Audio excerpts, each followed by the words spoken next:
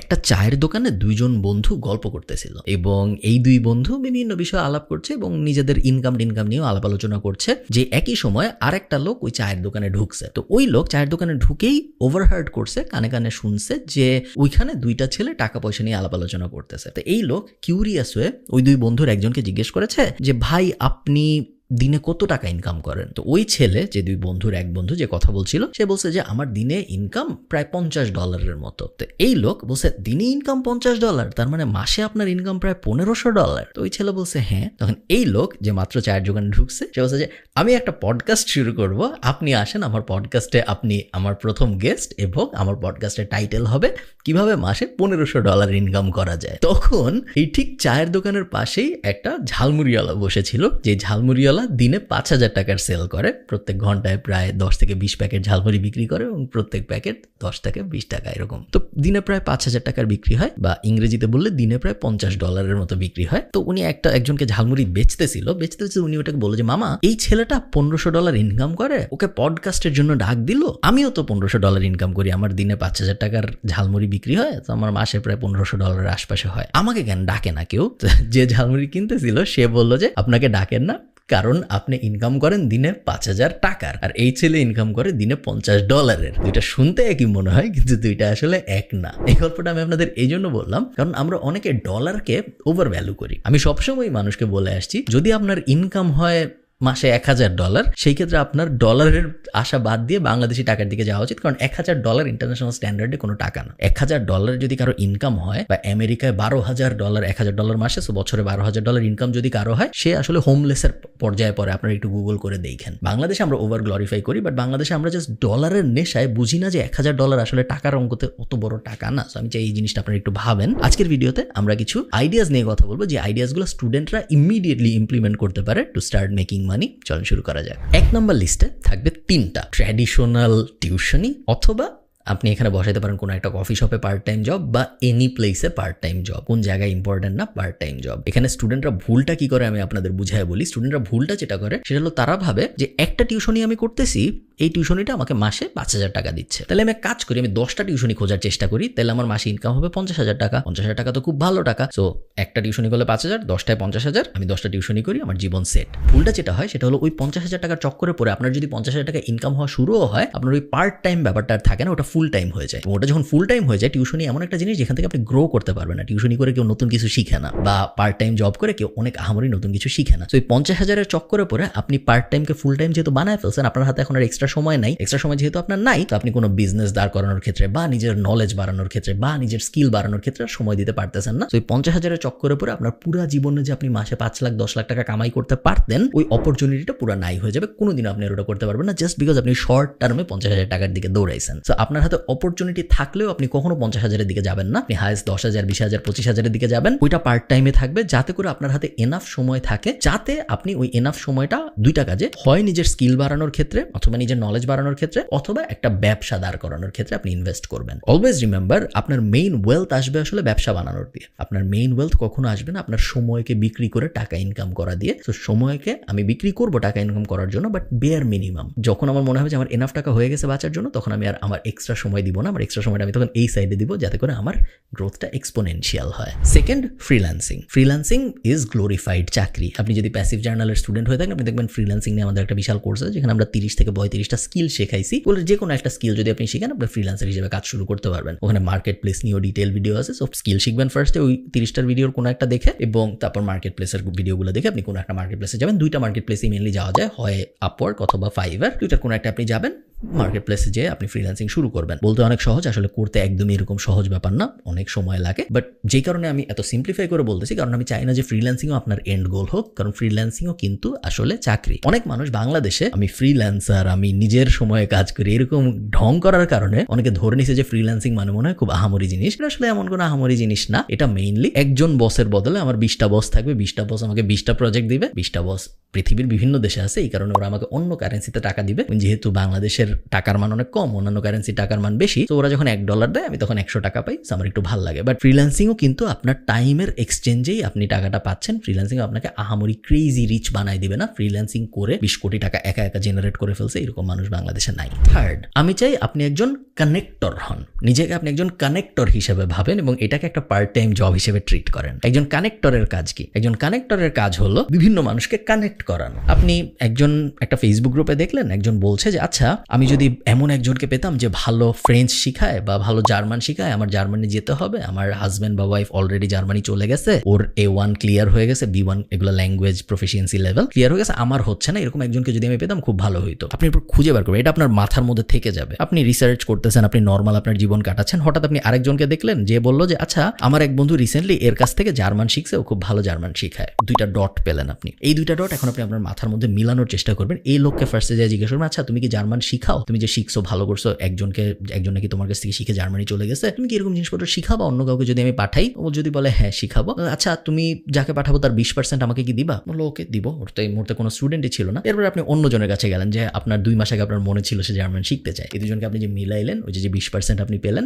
ওটা হলো আপনার কমিশন। সো কানেক্টর, অনেকে বলবে অ্যাপয়েন্টমেন্ট সেটলার। কানেক্টর আমার মতে খুব কুল একটা বিজনেস এবং প্রত্যেকটা স্টুডেন্টেরই এটা পার্সু করা উচিত, কারণ এটা মাল্টি ডাইমেনশনাল, এটা অনেক অ্যাঙ্গেলে হতে পারে। এটা একটা এক্সাম্পল আমি দিলাম আপনাদের। আর একটা অবভিয়াস এক্সাম্পল হতে পারে, আপনি বিভিন্ন ফেসবুক পেজকে মেসেজ দিয়ে বললেন যে তোমাদের কি মার্কেটিং এর হেল্প লাগবে? যদি বলে হ্যাঁ লাগবে, আপনি তো মার্কেটিং এর কিছু জানেন না, আপনার জানা জরুরি না, আপনি তখন ওই লাগবের ইনফরমেশনটা নিয়ে একটা এজেন্সিকে দিবেন, দিয়ে বলবেন যে তোমার মার্কেটিং এর সার্ভিস লাগবে বলেছে আমাকে, ও যদি তোমার ক্লায়েন্ট হয় তুমি আমাকে প্রথম মাসের 15% দিও বা 10% দিও। আরেকটা অ্যাঙ্গেল হয়ে গেল। এরকম মাল্টি ডাইমেনশনাল অ্যাঙ্গেল কিন্তু আপনি খুঁজে বের করতে পারেন এবং এই অ্যাঙ্গেলগুলো খুঁজে বের করে ডটগুলা কানেক্ট করার যে জবটা, ওটাকেই আমি বলতেছি একজন connectors job. It's a business. So eventually আপনি এটা গ্রো করতে পারবেন এবং আপনার জায়গায় একজন মানুষকে সিইও হিসেবে বসায় দিয়ে আপনি মুভ অন করতে পারবেন। এই কারণে আমার এই জিনিসটা পছন্দ। আমার ধারণা এটা যে কোনো মানুষ স্টুডেন্ট অবস্থায় শুরু করতে পারে। Fourth, be a writer for CEO's. আমি জানি না আপনারা জানেন নাকি, বাংলাদেশ হোক ইন্টারন্যাশনালি হোক, সবাই ইনফ্লুয়েন্সার হইতে চায়, সবাই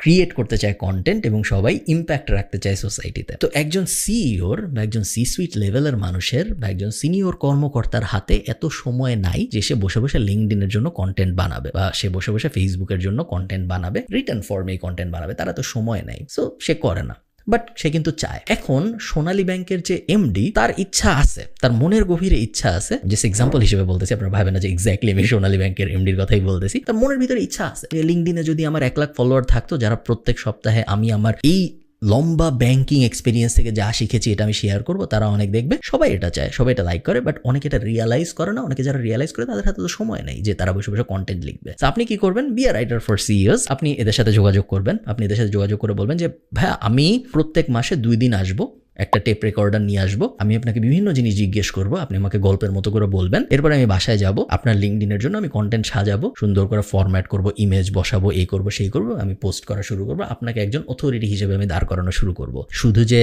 সি সুইট লেভেলের মানুষদের হতে হবে তা না, এই জিনিস আপনি ইয়াং স্টার্টআপ ফাউন্ডারদের সাথেও করতে পারেন, কারণ স্টার্টআপ ফাউন্ডারদের বেশিরভাগ সময় ফান্ডিং লাগে এবং ফান্ডিং যখন দেওয়া হয় তখন অনেকগুলো মেট্রিকের মধ্যে একটা মেট্রিক দেখা হয় যে এর ইম্প্যাক্ট কিরকম, এবং এই কারণেই স্টার্টআপ ফাউন্ডাররা চায় তাদের লিঙ্কডইন অনেক স্ট্রং হোক, তাদের ফেসবুক অনেক স্ট্রং হোক, তাদের সোসাইটাল অথরিটি ইম্প্যাক্ট অনেক বেশি হোক। সো তাদেরকেও আসলে টার্গেট করা যেতে পারে। অনেক মানুষ, ইভেন বেসিক ডক্টরদের বা ইঞ্জিনিয়ারদের, স্পেশালি ডক্টর যাদের সার্ভিস টাইপ বিজনেস আছে, B2C অ্যাঙ্গেল আছে, ডক্টর টাইপ মানুষজন, এদেরকে যদি আপনি অথরিটি বানাতে হেল্প করতে পারেন, আপনার কি মনে হয় না যদি 2টা ডাক্তার থাকে, যার একজনের 1 মিলিয়ন ফলোয়ার ফেসবুকে ভার্সেস আরেকজনের 200, তার মধ্যে 1 মিলিয়ন যার, সে বেশি পেশেন্ট পাবে, কারণ পেশেন্টদের যখন তাদের প্রবলেমটা হবে তাদের এই ডাক্তারের নামই ফার্স্ট মাথায় আসবে। তো এই ব্যাপারটা যদি আপনি ওই ডাক্তারকে বোঝাতে পারেন বা যে কোনো বেনিফিশিয়ারিকে বোঝাতে পারেন, আমি শিওর আপনারা খুব সহজেই তার জবটা পাবেন। এবং এই জবের একটা কুল ব্যাপার হলো আপনি এটাও বলতে পারেন যে আমি 2 মাস ফ্রি করতেছি, কারণ আপনার তো ফ্রি করতে আসলে কোনো টাকা পয়সা খরচ হচ্ছে না। সো আপনি বলতে পারেন আমি 2 মাস ফ্রি করতেছি, আপনি দেখেন আপনার আসলে কোনো লাভ হয় নাকি। যদি আপনার মনে হয় যে আমি আপনার ফেসবুক পেজটা, আপনি একজন ডাক্তার, আপনার সময় নেই, কিন্তু আপনার ফেসবুক পেজটা আমি ম্যানেজ করার কারণে আপনার 2টা কাস্টমার যদি মনে হয় বেশি বাড়ছে, তাহলে 2 মাস পরে আমরা আলাপ আলোচনা করবো না যে কিরকম টাকা পয়সা আপনি আমাকে দিবেন, আপাতত কিছু দিতে হবে না। I think it's a cool business for students, এবং এটাও এমন একটা বিজনেস যেটা actual business, not like freelancing এর মতো কিছু বা টিউশনের মতো কিছু। এটাকেও আপনি গ্রো করতে পারবেন to the moon. 5 number, be an editor for creators. So again এইটা এবং লাস্টেরটা 2টা অনেকটা কাছাকাছি। লাস্টেরটা আমরা বলেছিলাম যে কিভাবে আপনি যারা ইনফ্লুয়েন্স চায় তাদেরকে ইনফ্লুয়েন্স পেতে হেল্প করতেছেন। এটাই আমি বলতেছি যে যারা অলরেডি ইনফ্লুয়েন্সিয়াল তাদের ইনফ্লুয়েন্স বাড়ানোর ক্ষেত্রে আপনি কিভাবে হেল্প করবেন। আমাকে যদি কেউ একজন এসে বলতো যে ভাই এই যে দেখেন আমি গত 8 মাস ধরে টিকটক নিয়ে বিশাল রিসার্চ করছি এবং আমার মনে হয় বাংলাদেশে আমি টিকটক নিয়ে যত কিছু জানি এরকম খুব বেশি মানুষ পাওয়া যাবে না। আমি চাই আপনি আপনার চ্যানেলটা আমাকে দেন, আমাকে পারমিশন দেন, আমি টিকটক চ্যানেল গ্রো করব এবং আমি শিওর আগামী 6 মাসের মধ্যে, গ্যারান্টি তো দিতে পারতেছি না কারণ অ্যালগোরিদম কি করবে এটা কেউ জানে না, বাট আমি মোটামুটি শিওর যে আমি 6 মাসে আপনার টিকটক প্রোফাইলে 1 মিলিয়ন ভিউ এনে দিতে পারবো, 50 মিলিয়ন ভিউ এনে দিতে পারবো, কারণ আমি অলরেডি দেখেন এই 3টা জিনিসে 50 মিলিয়ন ভিউ আনছি। এই কারণের পার্টটা ইম্পর্টেন্ট, এই কারণের পার্টটা অনেক মানুষ মিস করে ফেলে। সো আপনার স্টেপ 1 হলো ফিগার আউট করা যে আপনি কোন ইন্ডাস্ট্রিতে খেলতে চান।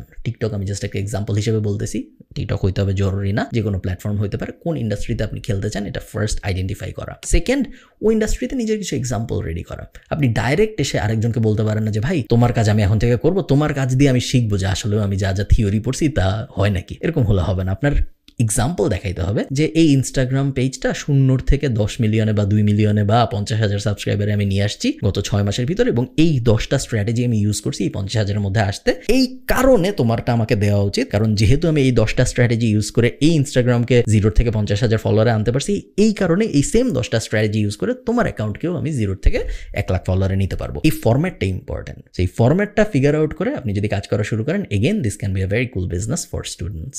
6th, ব্লগিং আমার খুব পছন্দের একটা জিনিস এবং আপনারা যারা প্যাসিভ জার্নালের ইউটিউব চ্যানেল, আমি জানি না দেখেন নাকি কেউ, যদি দেখেন ওখানে দেখবেন আমাদের 2017-18 ব্লগিং এর একটা কোর্স আছে ফ্রিলি অ্যাভেলেবল আমাদের প্যাসিভ জার্নাল ইউটিউব চ্যানেলে। ওই ব্লগিং এর কোর্সটায় আমি একদম 0 থেকে একটা ব্লগ দাঁড় করায় সেটা থেকে ইনকাম করেও দেখাইছি। ওই কোর্সটা কিন্তু অনেকে পাইরেটেড 100-200 টাকায় বেচে, বাট অনেকে জানেন এটি ইউটিউব চ্যানেলে ফ্রি আমাদের। তো ওই কোর্সটায় যা দেখানো হয়েছে তার অনেক কিছু বদলাই গেছে। প্যাসিভ জার্নালে যারা স্টুডেন্ট আমাদের কোর্সের মেম্বার তারা জানেন যে আপডেটেড কোর্স আছে এবং বা আপনি যখন এই ভিডিও দেখতেছেন তখন হয় আসছে বা হয়তো সামনে আসবে। তো ব্লগিং এর বেসিক প্রিন্সিপাল খুব সহজ, একটা টপিক আইডেন্টিফাই করা যে টপিকে ম্যাস ইন্টারেস্ট আছে প্লাস নিজের ইন্টারেস্ট আছে, ব্লগ বানানো, সো কন্টেন্ট পাবলিশ করা, এসইও করা এবং তারপরে ওয়েট করা যেন কন্টেন্টটায় ট্রাফিক আসে এবং ট্রাফিক আসার পরে ডিসাইড করা আমি কিভাবে মনিটাইজ করব। সাধারণত 2টা ভাবে মনিটাইজ করা হয় অ্যাফিলিয়েট মার্কেটিং করে অথবা অ্যাড বসায়। আরেকটা উপায় আছে নিজের প্রোডাক্ট সার্ভিস সেল করা, বাট ওটা সাধারণত বেশিরভাগ বাংলাদেশি ব্লগাররা করে না। তারা হয় অ্যাফিলিয়েটের দিকে যায় বা তারা অ্যাডের দিকে যায় বা তারা 2টার দিকেই যায়। তো এই 5টা স্টেপ ফলো করে যে কেউ ব্লগার হতে পারে। আমার মতে very cool business for any students to pursue. Even if you fail, যদি আপনি ফেইলও করেন তারপরেও একটা ব্লগ শুরু থেকে বানানোর এই জার্নিতে আপনি যা যা শিখবেন তা হার্ডলি আপনি অন্য কোনো কিছু একদম 0 থেকে দাঁড় করাতে যে শিখবেন। সেই কারণে আমার মনে হয় সবারই নিজের জীবনে কোনো পর্যায়ে একটা ব্লগ বানানোর চেষ্টা করে দেখা উচিত যে সে আসলে পারে নাকি। লাস্ট আমাদের লিস্টে হলো স্টার্টিং আ ন্যাশনাল ড্রপশিপিং বিজনেস। ড্রপশিপিং এর কনসেপ্টের সাথে আপনারা যারা পরিচিত না, ড্রপশিপিং মানে হলো একজন মানুষ একটা প্রোডাক্ট বা সার্ভিস বেচে, আমার কাছে ওই প্রোডাক্ট বা সার্ভিসটা নাই, বাট আমি ওটা আবার বিক্রি করি এবং যখন আমার কাছে কোনো একটা অর্ডার আসে আমি ওর কাছ থেকে একটা অর্ডার দিয়ে পাঠিয়ে দিই। সো মনে করেন আমি ঠিক করলাম আমি আজকের থেকে ক্যাননের ক্যামেরা বেচবো, তো আমার বাসায় তো ক্যাননের ক্যামেরা নাই এক্সট্রা বেচার জন্য, আমি একটা ফেসবুক পেজ খুললাম, আমি ক্যাননের ছবি আপলোড করলাম, ছবি তো গুগল করলেই পাওয়া যায়, আমি মার্কেটিং করা শুরু করলাম। প্যাসিভ জার্নালের ইউটিউব চ্যানেলে মার্কেটিং নিয়ে একটা ফ্রি কোর্স আছে, ওটা দেখে আমি মার্কেটিং করা শুরু করলাম। এখন আমার কাছে একটা ক্যাননের অর্ডার আসছে, এখন আমি কি করব? আমি অ্যাকচুয়াল যে ক্যানন বেচে তার কাছ থেকে অর্ডার দিয়ে ওই কাস্টমারকে পাঠিয়ে দিব। আমাকে যে অর্ডার দিছে তার কাছ থেকে আমি টাকা পাইছি, আমি বলছি যে ভাই ওয়েট করেন 7 দিনের মধ্যে আপনার কাছে ক্যামেরা চলে যাবে। এরপরে অ্যাকচুয়াল যে ক্যামেরা বেচে তার কাছে যে আমি বলছি যে ভাই এই ঠিকানা একটা ক্যামেরা পাঠান, আমি টাকা দিয়ে দিচ্ছি। এই কনসেপ্টটাকেই বলা হলো ড্রপ শিপিং এবং আমি মনে করি এই জিনিসটা আপনারা অনেক কিছু নিয়ে করতে পারেন। বাংলাদেশি অনেক টি শার্ট কোম্পানি আছে যাদের easily T shirt drop ship করা সম্ভব। বাংলাদেশে অনেক মধুর কোম্পানি আছে, শাড়ির কোম্পানি আছে, বইয়ের কোম্পানি আছে, কোম্পানির কোনো অভাব নেই যাদের সবার উপরে আপনি একটা ড্রপ শিপিং লেয়ার বসাইতে পারেন। আপনার ওই প্রোডাক্ট ধরতে হবে না কোনোদিন, আপনার ওই সার্ভিস ধরতে হবে না কোনোদিন, বাট খুব কুল এবং ইজি উপায়, একদম সহজ ডাল ভাত পদ্ধতিতে আপনি ওই বিজনেসের উপরে একটা ড্রপশিপ লেয়ার বসায় ওই বিজনেসেরও লাভ, কারণ ওদের কাস্টমার বাড়তেছে, ওদের অর্ডার বাড়তেছে, এবং আপনারও লাভ কারণ আপনার এমন কোনো আহামরি কষ্ট করতে হচ্ছে না এরকম একটা বিজনেস দাঁড় করাইতে, কারণ আপনি আসলে মার্কেটিং ছাড়া এবং বেসিক লেআউট বিল্ডিং ছাড়া তেমন কিছু করতেছেন না। না আপনি ডেলিভারি দিচ্ছেন, না আপনি প্রোডাক্ট স্টক করতেছেন, সো আপ ফ্রন্ট খরচ হচ্ছে না আপনার খুব বেশি, আপনি জাস্ট মার্কেটিং করতেছেন, আপনি জাস্ট একটা বেসিক স্টোর ফ্রন্ট বানাইছেন। সো আমি চাই আপনার এই ব্যাপারটা নিয়ে একটু এক্সপ্লোর করেন। আমার ধারণা বেশিরভাগ স্টুডেন্ট, একটু যারা বড় স্টুডেন্টস যারা ইউনিভার্সিটিতে পড়তেছেন অলরেডি এবং আমার ভিডিও দেখেন, তাদের জন্য আমার মতে national drop shipping up front store type একটা সলিউশন বানানো এবং তারপর বিভিন্ন প্রোডাক্ট বা সার্ভিস ট্রাই করা বাংলাদেশের মার্কেটের জন্য বেশ মজার একটা অভিজ্ঞতা হতে পারে। এই তো